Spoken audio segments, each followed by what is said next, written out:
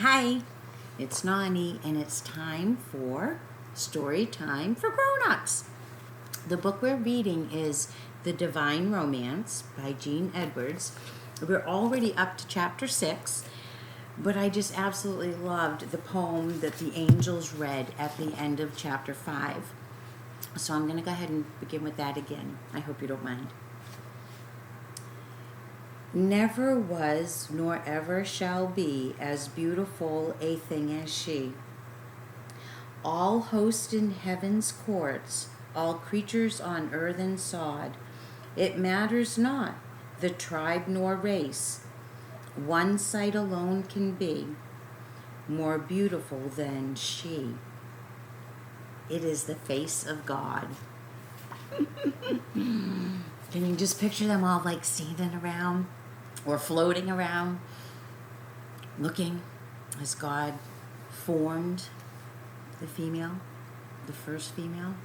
Wow, they were like all in awe. I love it. Okay, chapter 6. I am sure I understand it now. And what is that? The light. The light that a moment ago almost consumed us.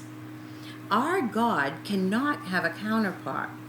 Nonetheless, he saw within his eye what she might be, if she ever could exist, the counterpart of God. By revelation, he saw what she would be if he had an Isha.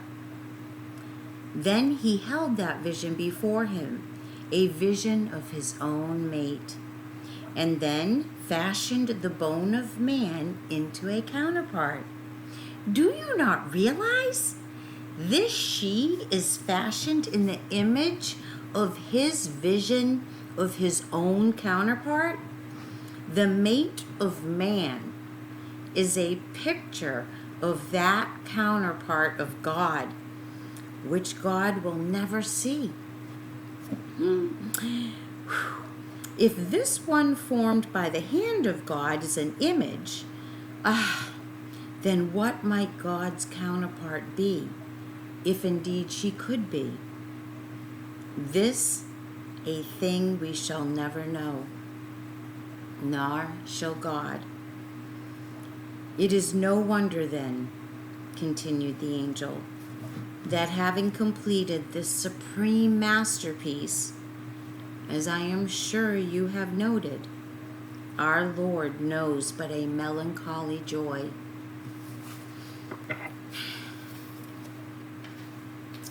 That's the end of chapter 6. I'm going to go right into 7. The Lord stepped back from the pulsating form that all might see her. A living, breathing creature lay quietly at his feet, robed in an iridescent glow. She appeared as one who might have been chiseled out of sunlight. For a long moment the angels gazed at this wholly new being whose form, contour, and features were beyond all imagination to conceive or mind or capture. Here was a counterpart to man, kind after his kind, and now all knew there could be sons of man and daughters of man after his kind. Man, the image of God, having after his kind, was a thought that had never before crossed their spirits. It was out of man who broke the angelic spell. She opened her eyes and looked curiously about. As she rose, a cry of delight issued from the angels as they beheld such regal grace. At last her eyes fell upon the face of God. She tilted her head slightly as curiosity gave way to wisdom. Thou art my Lord, my Creator and my God. I am, came the Lord's soft reply. She cast her eyes far across the celestial host, then turned again to her Lord. "There is but one of you," she observed. Then, smiling, she gestured towards the angels. "There are many of you. And am I but one? Or am I many?"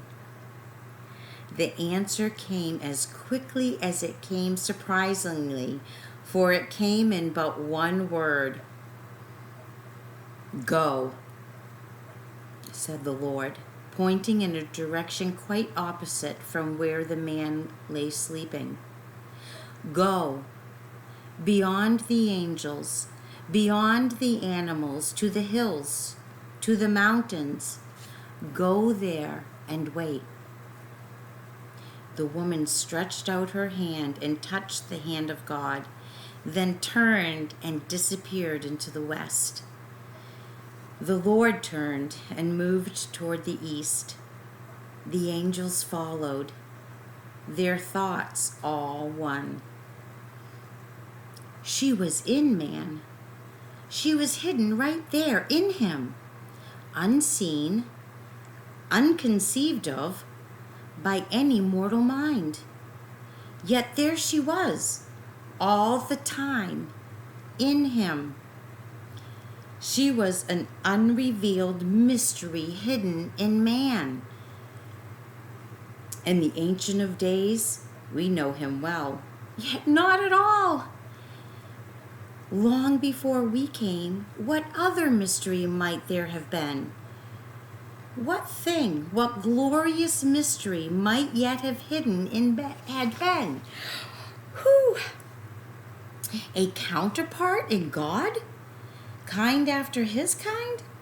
Being of his being? Name of his name?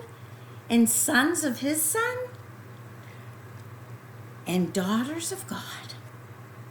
Could it be that hidden in God is No, of course not.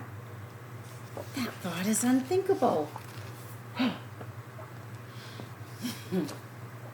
That's the end of chapter 7. Gotta go.